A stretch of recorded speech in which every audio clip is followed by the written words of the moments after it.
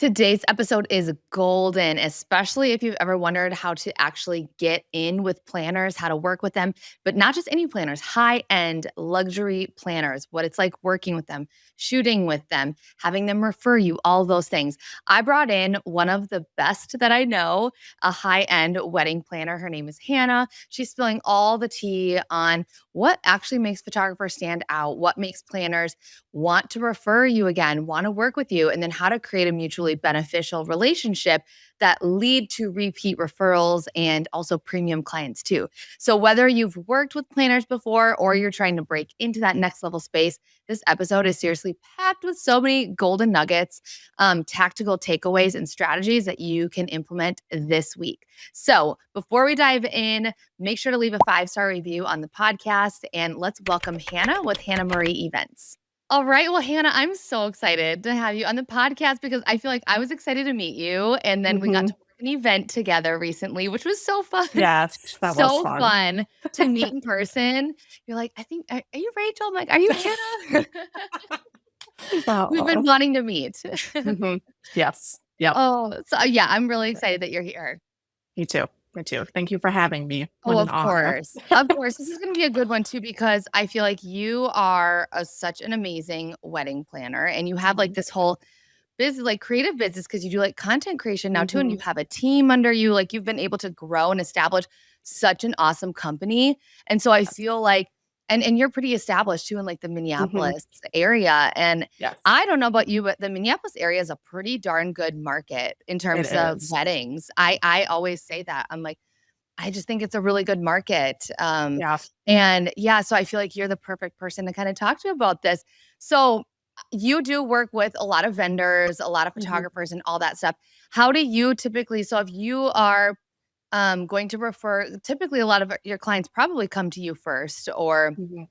like I don't know, mainly I would say they come to you first. Then are Yeah. you suggesting and referring photographers to your clients?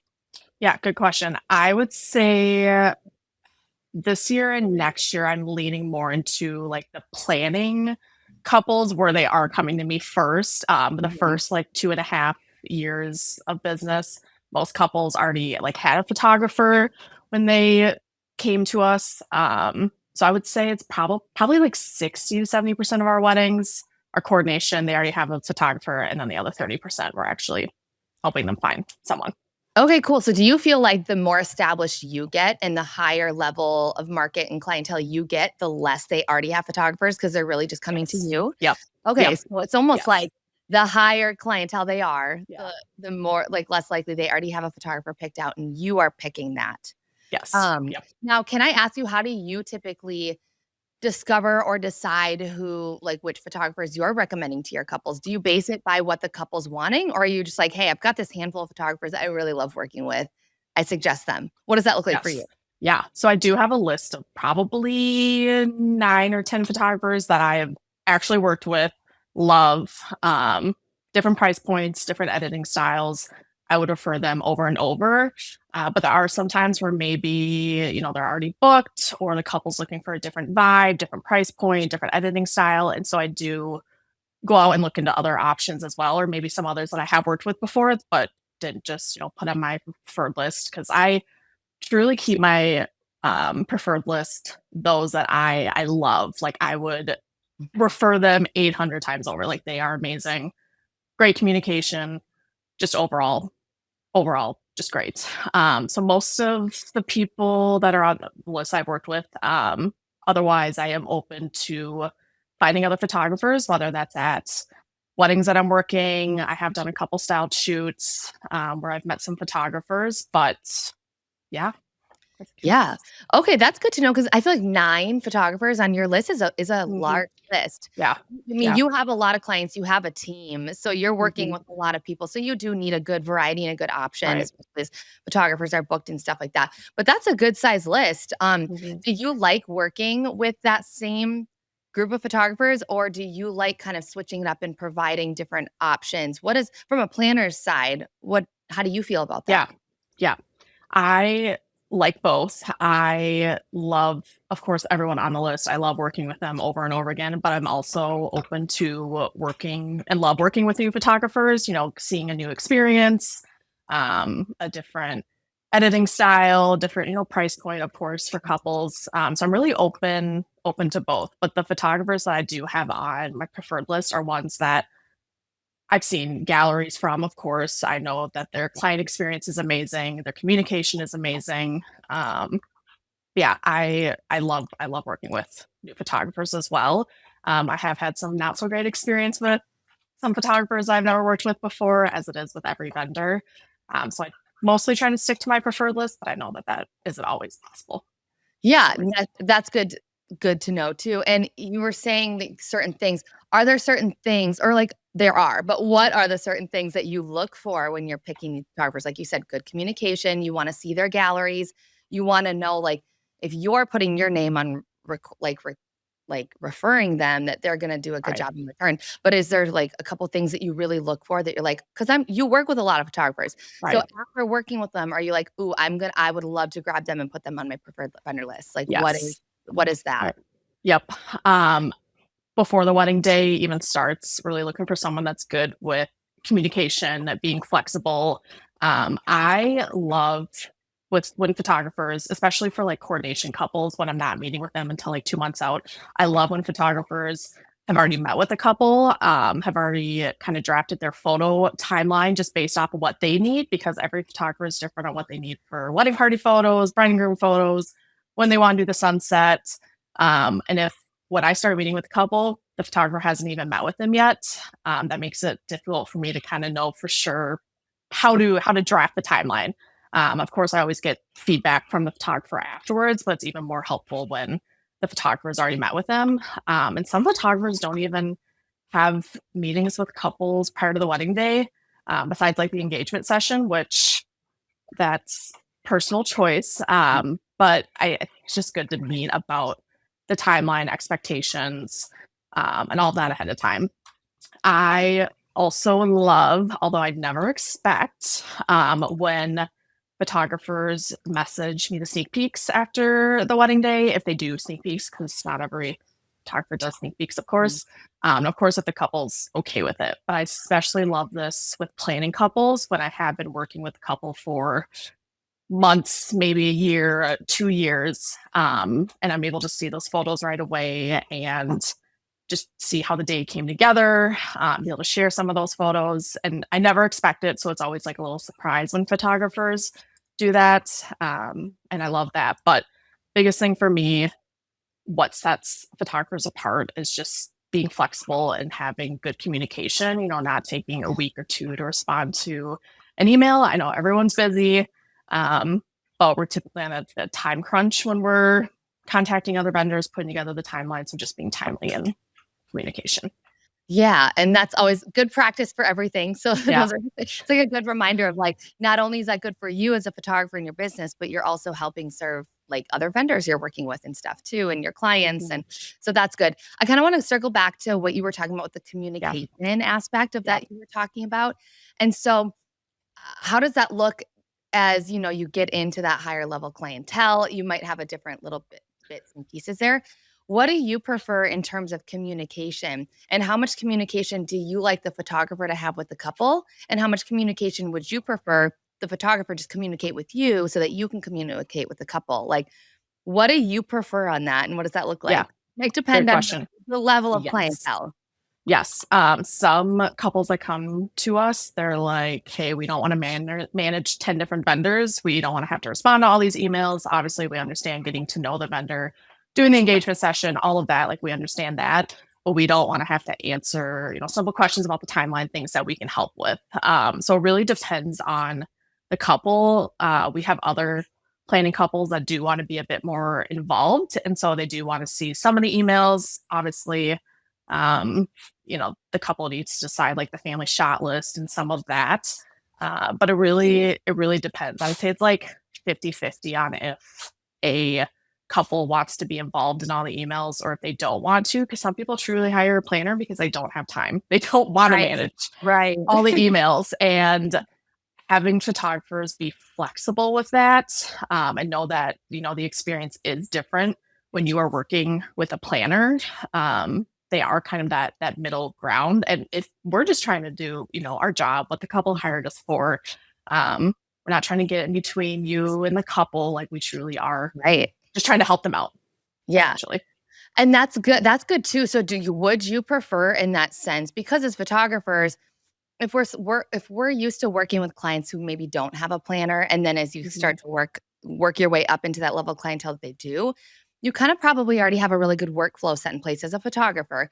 So would you prefer that you and the photographer have like a meeting in the beginning to say like, I should, as a photographer, I should cut down on this email communication. I shouldn't send these emails because this is something you'll want to handle, because it's one of those things where we think as photographers think we're serving our couples with sending all these Mhm. nurture emails, when in fact those types of clients, that's actually overwhelming them and almost like watering down their experience and tainting it a little bit.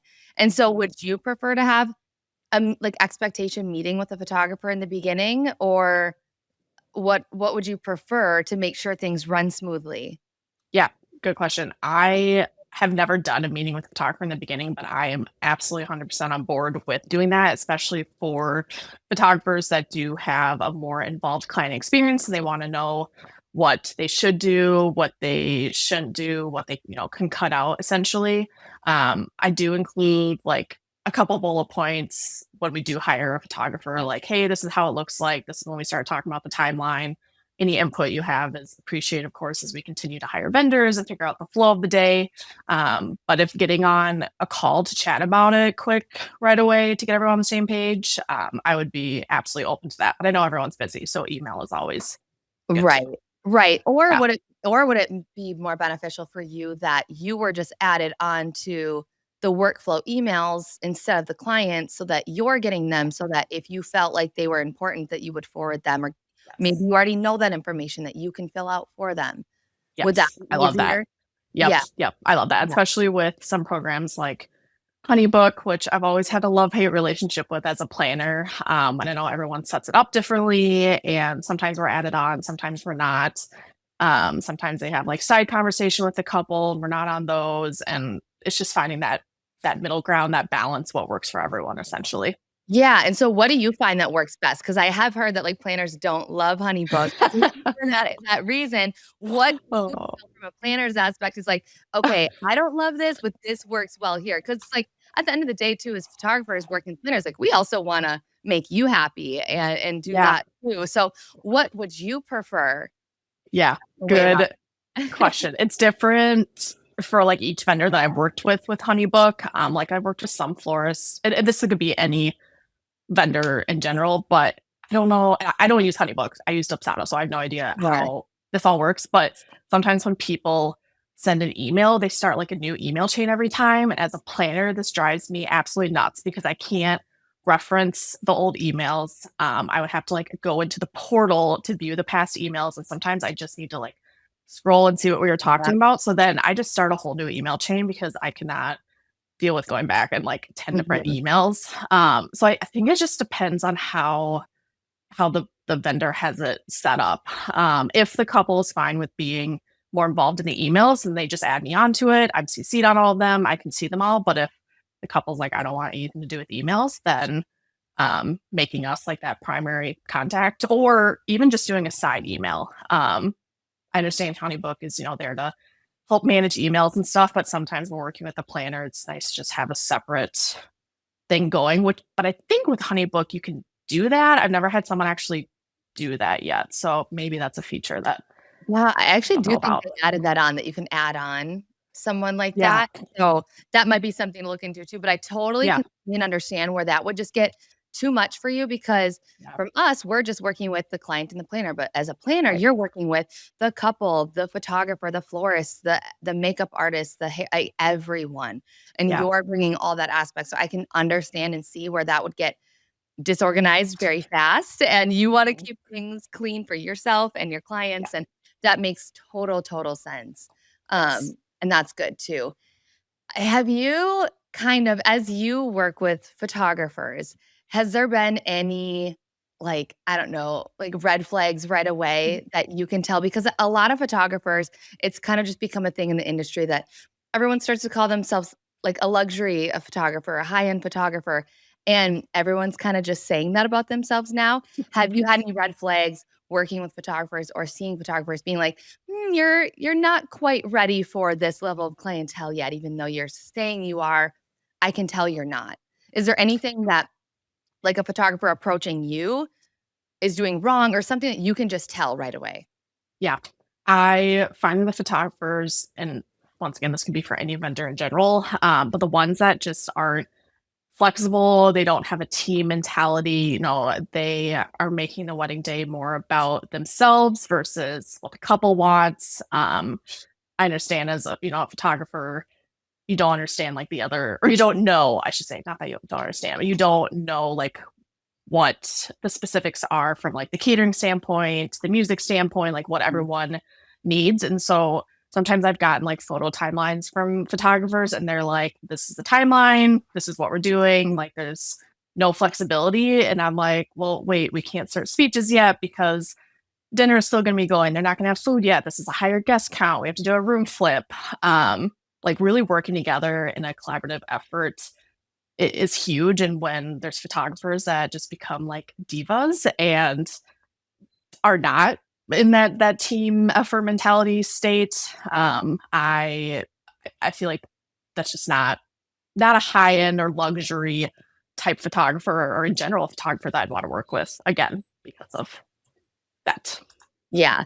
And that's a good point too, because it's almost like the more experience you have as a wedding photographer, it is more just like you see the moving parts going and needing from each vendor. You kind of see what's going on and you can kind of see the pieces of the puzzle go together and therefore you're more understanding of like, okay, well I can see why they need this even though it'd be best for me as a photographer to do this right now. Like we have to remember every vendor's kind of thinking that in their own head. Every vendor's like, Yes. well, it would be best for us if we did this. And the other one's like, well, it'd be best for us if we did this. So it's like the teamwork aspect. I totally see where that's a really good thing to communicate up front with Mhm. planners and not only communicate, showcase, and then also live too, like actually do it on the day. So Yep. yeah, that's Yes. really good. That's good too. And if you were to give photographers any like piece of advice to make themselves more like appealing to planners or to serve them more, or to work with them more, what would that be coming from you? Yeah. Good question. I think understanding how planners think and like knowing that like what we're looking for in a wedding day, not just with the photos, but the client experience as well, is different from other vendors. We love the detail shots. We love the close-ups. We love the different angles, things that are just showing the details of the day, but also part of, telling the couple's story. It's not just for us, of course, it's for the couple as well. And just showing the day as a whole. I've gotten some galleries back where there's like 3 shots of the entire reception room. There's no close-ups. They said they got them, maybe they didn't, or maybe something happened to the photos. I'm not sure. That's huge for us because sometimes on these weddings we are spending hours and hours designing Mhm. um, with the couple, and the couple wants these photos too. They've spent time figuring out like the little cocktail napkins and putting their dog or cat on them, and then to not have any photos to remember that, it seems small, but it's huge. Huge. So I think just understanding kind of the mindset of a planner, what they're looking for, the communication, being flexible is all huge to kind of understand working with planners more. Totally, and I can understand that too, where I hear and I talk to some photographers and they're like, "Oh, they don't think it's like a big deal or something like that," but it's like Yeah. when you're working with clientele of with the have planners and all that stuff, they care about every single detail. Like that Hmm. otherwise they wouldn't be working with a planner to help make that happen. So yeah, like those little details on their cocktail napkins, they put thought into that. Of course they want photos of it. So it's one Right. of those things where yeah, you can't miss it. You can't Right. miss those things. So that's a really, really good reminder too. Yes. And I love taking action and implementing things. So, what would be your like piece of advice that a photographer like listening could do this week to just start like building better planner relationships, even if they've never worked with one before? Like, where can they start? Action step easy this week.